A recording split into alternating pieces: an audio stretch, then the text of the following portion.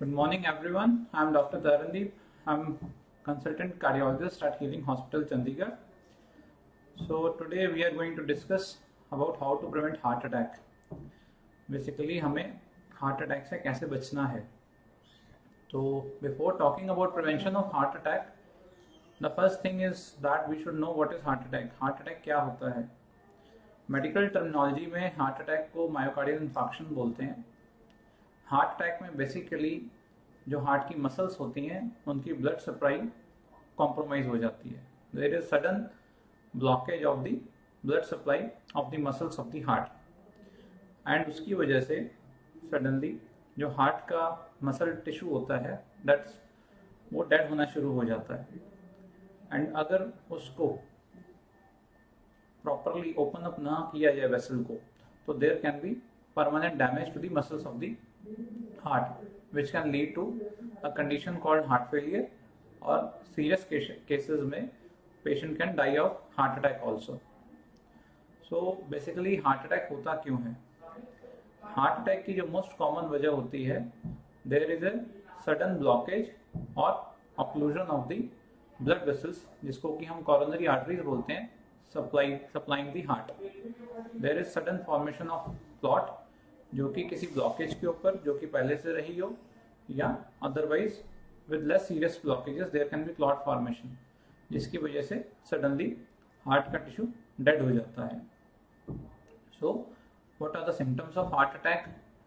If you talk about the symptoms of heart attack, the most common symptom of heart attack होता है that is obviously chest pen.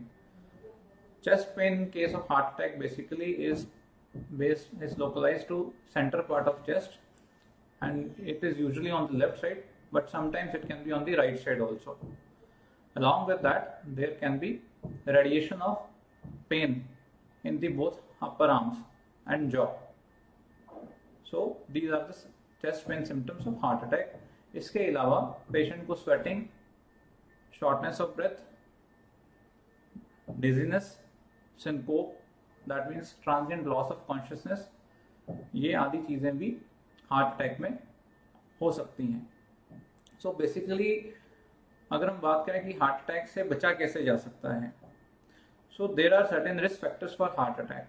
इसमें कुछ risk factors होते हैं जिसको हम मॉडिफाई कर सकते हैं, कुछ रिस्क फैक्टर्स होते हैं जिनको मॉडिफाई नहीं कर सकते हैं. तो पहले हम बात करेंगे जो रिस्क फैक्टर्स हैं जिनको मॉडिफाई नहीं कर सकते हैं. उसमें most important is age and the second one is family history or genetics. So we all know basically with increasing age the risk of heart attack goes up. Before 50 years of age males में heart attack ज़्यादा common होता है, but after 50 years of age even females में भी heart attack का incidence काफ़ी बढ़ जाता है. इसके अलावा family history and genetics also play a role in causing heart attack. इसके अलावा मोस्ट इम्पॉर्टेंट जिन चीज़ों पे हम फोकस कर सकते हैं जो कि रिस्क फैक्टर्स हैं फॉर हार्ट अटैक, सो उसको हम वन बाय वन इन्यूमरेट करेंगे. And first one is basically diabetes. Diabetes is a very important risk factor for heart attack. हमारी बॉडी को ग्लूकोज की ज़रूरत होती है, हमारी बॉडी के सेल्स को, बट उस ग्लूकोज के यूटिलाइजेशन के लिए हमें इंसुलिन की ज़रूरत होती है. सो किसी भी वजह से अगर इंसुलिन की कमी हो हमारे शरीर में या इंसुलिन रेजिस्टेंस हो, तो बॉडी में शुगर लेवल्स बढ़ जाते हैं, which ultimately lead to increase in bad cholesterol and damage to the blood vessels of the heart, leading to process called atherosclerosis, जो कि बेसिक प्रोसेस है ultimately which leads to heart problems and heart attack. इसके अलावा high BP. High BP is a major risk factor for heart problems. High BP की वजह से heart के ऊपर काफ़ी ज़्यादा लोड पड़ता है एंड अल्टीमेटली हार्ट की जो वर्किंग एफिशिएंसी होती है वो भी कम हो जाती है. The third one is dyslipidemia, और we can see increase in bad cholesterol. So we have different types of cholesterols in our body. Cholesterols हमारी बॉडी के बिल्डिंग ब्लॉक्स भी होते हैं. हमारी बॉडी में लिवर कोलेस्ट्रॉल को सिंथेसाइज करता है, and in our food also we have cholesterol intake. किसी वजह से अगर कोलेस्ट्रॉल इंटेक ज़्यादा होता है तो वो एक्सेस ऑफ कोलेस्ट्रॉल हमारी बॉडी की ब्लड वेसल्स में डिपॉजिट हो जाता है, which can ultimately lead to blockages and all.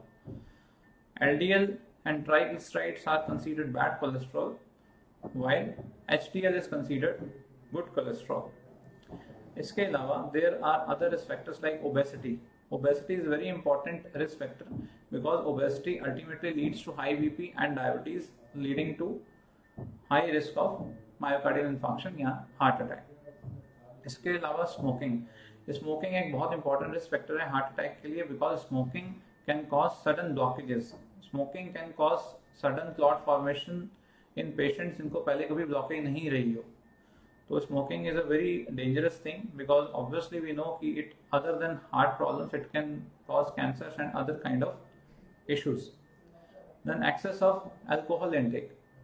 Excess of alcohol intake can lead to increase in triglycerides, which is a type of bad cholesterol, and it can lead to sudden rise in BP also, and it can weaken the cardiac muscles also. Other than that, we have thyroid disorders. In case of hypothyroidism, we can have cardiac issues. Other than that, lack of physical activity, type A personality, these are the things which can lead to cardiac problems over a long term period. Now we are going to take some of the questions. So I will take first question from Mr. Vijay. So at what stage angina is serious for heart?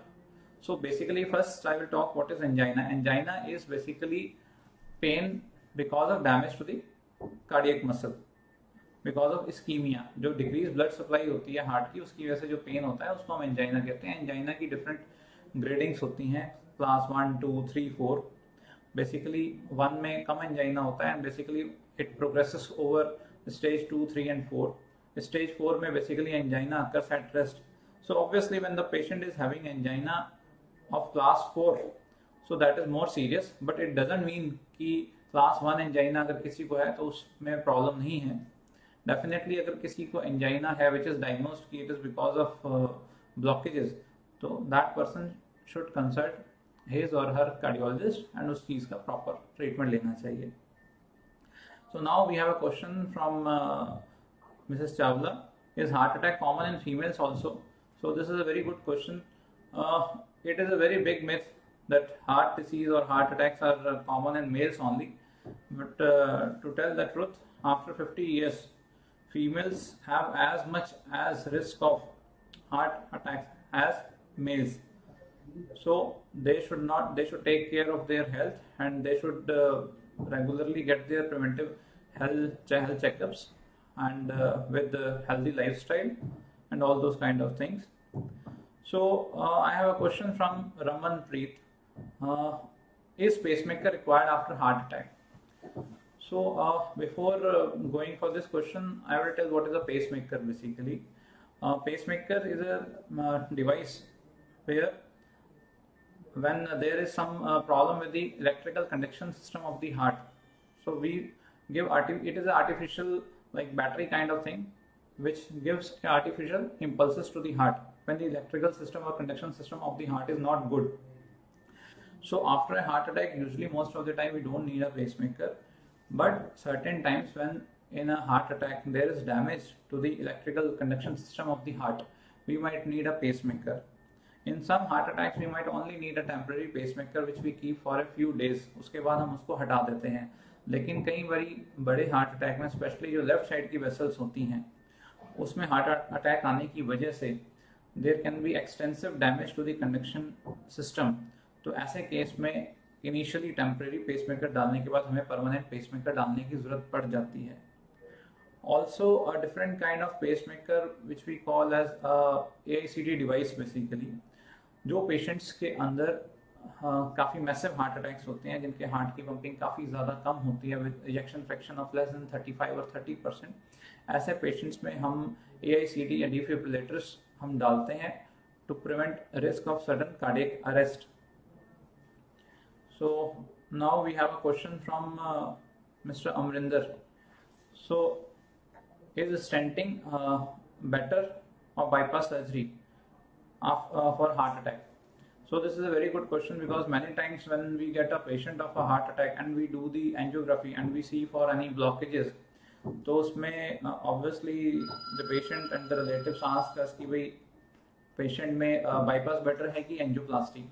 So one thing I want to tell you, in case of a heart attack the treatment, the primary treatment is angioplasty, जिसको हम बोलते हैं primary angioplasty. Primary angioplasty में basically हम जो culprit vessel होती है, जिस आर्टरी की वजह से अटैक आया होता है, हम उसको ओपन करते हैं। उसके बाद वी सी वेदर जो अदर वेसल्स हैं उनमें कुछ ब्लॉकेज है कि नहीं है, और उसमें एनाटॉमी कैसी है ब्लड वेसल्स की। अगर बाकी वेसल्स में फ्यूचर में एंजियोप्लास्टी हो सकती है तो we can go for angioplasty, और अगर बाकी वेसल्स बहुत खराब हैं और काफी बड़े हिस्से के हार्ट को सप्लाई करती हैं तो we can consider for bypass, but at a later time. And अगर वेसल्स ओके हैं then obviously we can complete it, finish with one time stenting only. And why we don't go for a bypass in a heart attack, basically क्योंकि जो heart tissue होता है बहुत fragile होता है। ऐसे पेशेंट्स के अंदर अगर इमीडिएट बाईपास किया जाए तो that is a very dangerous thing, and उसमें मोर्टेलिटी रेट्स बहुत ज़्यादा हाई होते हैं। Still some rare of the rarest cases में बाईपास किया जाता है। So we have a next question from Sonia. Please suggest if there are any tests you would recommend to see heart condition for people aged 45 plus who are obese and have BP. So I think this is a very good question, because अगर हम बाहर के country की recommendation देखें तो after 45 years of age they recommend preventive health checkups like getting regularly blood sugar tests done, getting TMTs done. So when a person is more than 45, especially in Asians and in our population, we are obviously at high risk of heart disease, especially if we have a family history, we have diabetes, we have hypertension, ठीक है, and especially obesity है। अगर we are not doing physical activity, हमारा lifestyle अच्छा नहीं है, तो definitely we can go for tests like TMT after having a baseline echo, and we have to improve our lifestyle, we have to get our BP checked regularly, we have to get our lipid profile and thyroid status checked, and if there is any issue with certain tests, then we can basically start medicine for those things, and we can regularly follow up with the doctor again for those tests after a certain period of time. So then I have a question, when is angiography required? So basically this is a good question. Angiography is a procedure where we see the blood vessels of the heart. Angiography is a procedure which is usually done if somebody is having angina or chest pain, or we are having suspicion of blockages in the heart. So one angiography is that when we are doing angiography before a angioplasty, primary angioplasty, as I've already told you, before a heart attack, to see the status of blood vessels of the heart. फिर कुछ patients होते हैं जिनमें कि like they have a positive TMT और stress test, and then these patients are advised coronary angiography. उसके अलावा those patients जिनको एंजाइना है, अभी we had a question like कि किसी को अगर एंजाइना है, तो अगर क्लास 3-4 एंजाइना है तो ऑब्वियसली उसमें भी हम रिकमेंड करते हैं एंजियोग्राफी। क्लास 1-2 में initially we can go for medicine, and if there is no improvement or the patient is having severe angina class 3 or 4 we can directly go for angiography. इसके अलावा अगर patients को कोई valvular heart disease की surgery plan है and the age is 40 years or more, then we along with that we go for coronary angiography, so that अगर कुछ blockage है तो वाल्व सर्जरी या एटसेट्रा उसके साथ हम बाईपास सर्जरी भी कर सकते हैं। So now we have a question, what is the treatment of heart attack? So this is a very important question. We are talking about the prevention, but अगर किसी को हार्ट अटैक आ जाता है तो क्या करना है basically? So it is very important when somebody is having a heart attack and it is diagnosed, so we have to rush to a most nearby suitable place जहाँ पर facility for cardiac treatment available हो, and when we reach the hospital, initially जो patient होता है उसको antiplatelets के साथ load किया जाता है, मेडिसिन दी जाती हैं, so that there are chances कि 100% ब्लॉकेज है उसको हम थोड़ा सा कम कर सकें, so that the blood supply of the heart starts, so that there is no permanent damage to the heart. इसके अलावा earlier what used to happen, we used to have like strong fibrinolytic agents जो blood thinners होते हैं, लेकिन उनसे थोड़ा सा नुकसान ये होता था कि there used to be high risk of bleeding, specially कई बार ब्रेन में ब्लीडिंग हो सकती है। Now since last 15-20 years and even more, we have facility of primary angioplasty available at almost all the places. In primary angioplasty, the skilled cardiologist does angiography, he visualizes the vessel and उसको immediately वो open up कर देता है. इसमें एक चीज़ बहुत important है, most of the time in Indian scenario we see when somebody is having a chest pain, so most of the time self medication करते हैं लोग घर पे. They try to think obviously it won't be because of heart and they try to call up people who don't have any knowledge about cardiac issues. So I will request कि घर पे self medication ना करें. One should at least consult his family doctor. They should try to reach the hospital as soon as possible. And if somebody or some cardiologist advises some procedure like angioplasty or that, they should not waste time for that, because time is muscle only. Because I tell you, first hour is the golden hour, because after 3 hours most of the heart is already damaged, so you are not going to give any benefit to the patient maybe after 6 or 12 hours. So most important is first hour, then 3 hours, then 6, and then you can say 12 hours. But most of the benefit you can get in first 3 hours, so you should not delay at least the primary angioplasty, because if the muscles become dead, then there is no point opening up the artery, because it will bring no benefit and maybe even harmful also. So we have a question from Weber. What are the precautionary measures to prevent the progression of cardiac health? How do we improve HDL? So this is a good question. Basically for our cardiac health, as I've already told you, first is to get regular health checks done, then healthy lifestyle, avoid stress, do yoga, meditation, recreational activities like listening to music, any sports activity. And then how do we improve our HDL? So HDL is a good cholesterol. Not many drugs are available for HDL, and also as such in the trials it hasn't been much shown that improving HDL decreases the risk of heart attack, but still people give medicines for that. So basically statins basically rosuvastatin tablet is there which can improve HDL a bit. Then there are other tablets like niacin and all, so which you can use to improve your HDL levels. Then there is a question from Pooja. Good morning. My aunt is 54 years old and have high BP. What can be done to decrease the risk of heart attack? So obviously she is 54 years old and she has a high BP. So most important is that strict BP control is required. BP should be around 130/80. In 130/80 range, we should get the other tests done. Like we should screen for lipid levels, we should screen for blood sugar levels, and if there are any issues with that, we should try to improve those levels, and which will decrease the risk of heart attack.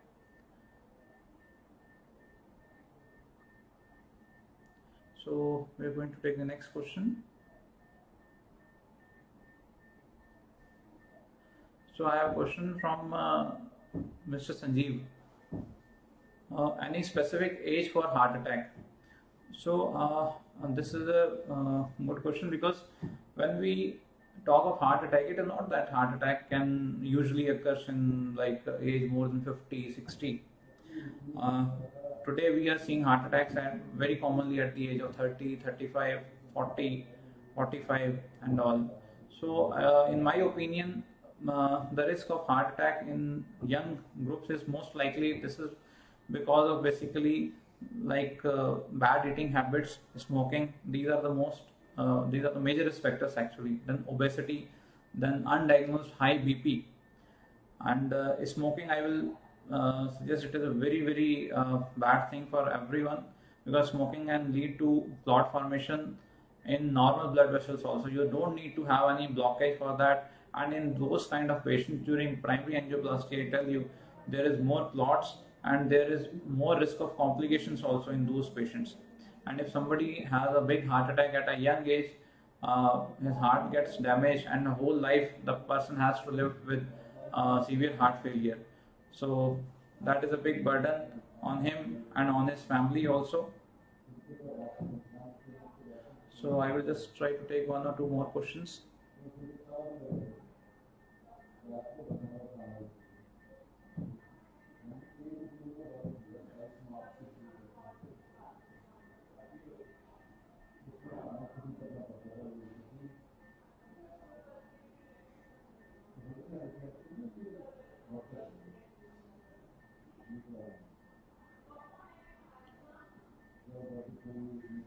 So one question is that, like, what is the difference between CT coronary angiography and angiography basically?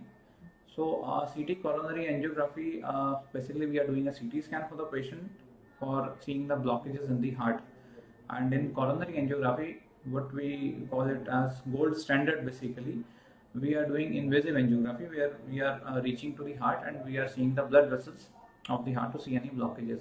So when to go for a CT coronary angiography and when to go for a conventional one.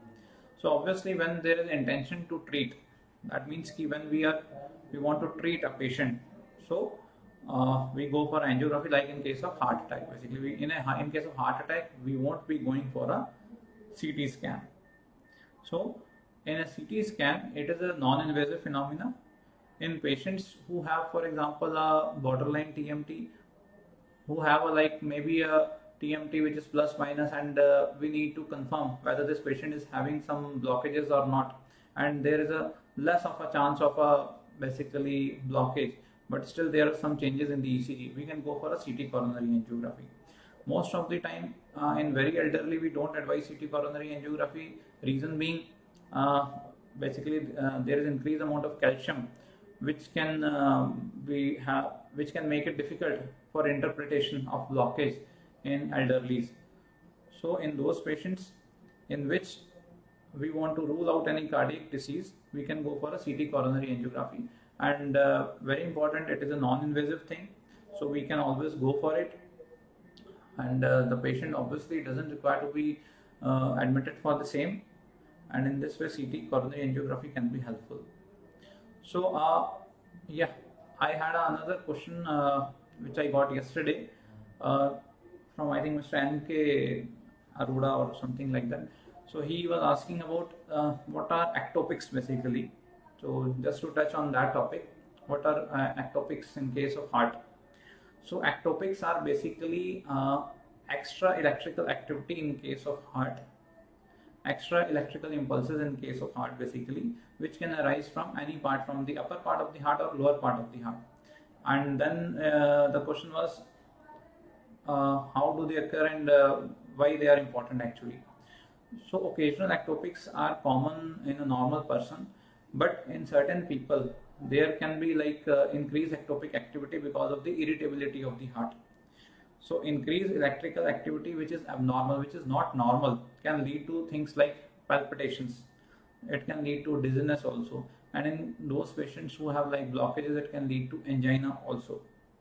So what is the cause of this increased ectopic atrial activity or ventricular from upper or lower part of the heart?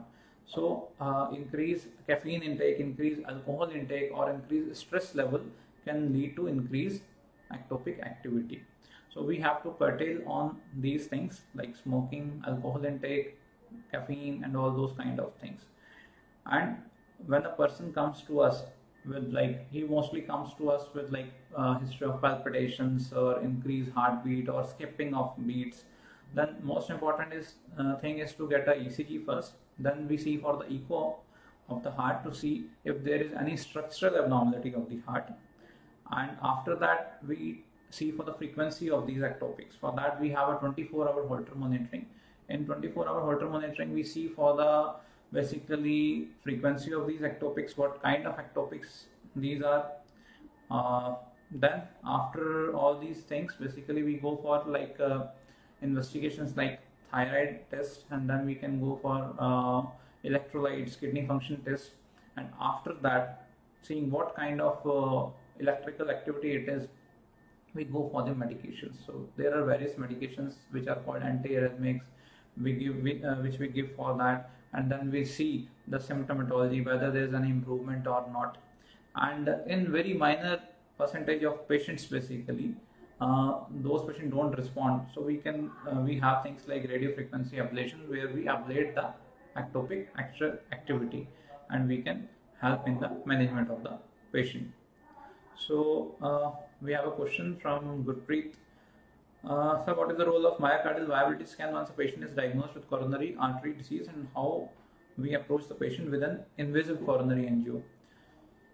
So this is a very good question. So he has asked, what is the role of myocardial viability scan? So for the knowledge of others who are listening, myocardial viability scan is used to see whether a part of heart is viable or not, whether it is completely dead or there is some part of the heart which is viable, so that when we open up that artery supplying that part, would it benefit that part of the heart or not, whether through a bypass or through a stent or through ballooning.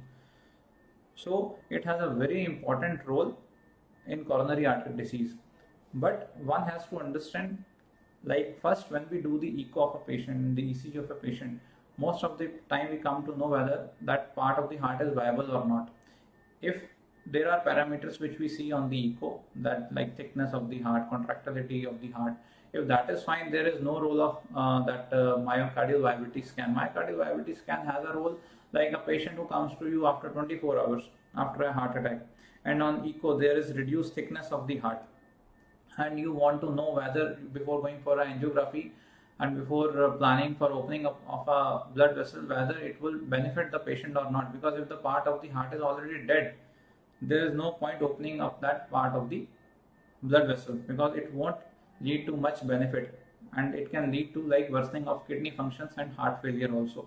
So viability testing is most important to see whether a part of heart is viable or not, especially in those patients who already have a heart attack, so that the treatment plan can be made for the treatment of that patient.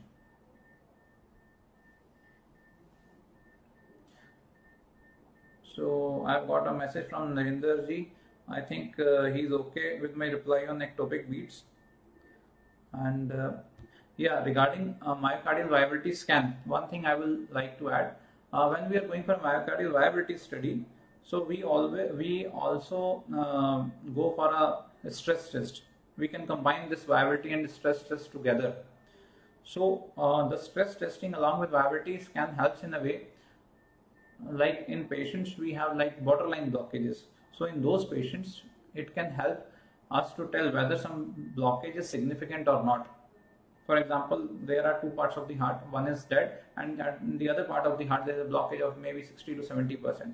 Usually we open up the blood vessel when the blockage is more than 70% and it is supplying a big part of the heart. But there are times when we have blockages of around between 60 to 70%, and then we are in a dilemma whether to open that artery or not. In that case, we can do a stress testing along with the viability study, and in that case, if there is any inducible ischemia, so we can go for opening up the artery, and if there is no inducible ischemia or stress induced ischemia, we can safely leave that blood vessel on medical management.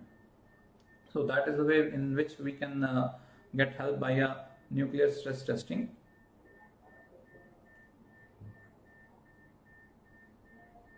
So to conclude, basically I will suggest, like, to prevent heart attack, it is obviously not 100% possible to prevent heart attack, because there are many factors which are not modifiable.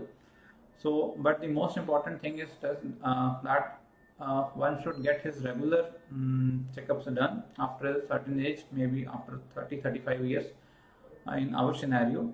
And if there are any issues with lipid profile, diabetes, hypertension, that should be strictly controlled. Other than that, we should follow a healthy lifestyle. We should be doing regular physical activity 30 to 40 minutes a day, and a stress-free lifestyle, doing yoga, meditation, and doing recreational activities, and avoiding smoking, alcohol intake, and this will help in a lot of way to prevent heart disease and heart attacks.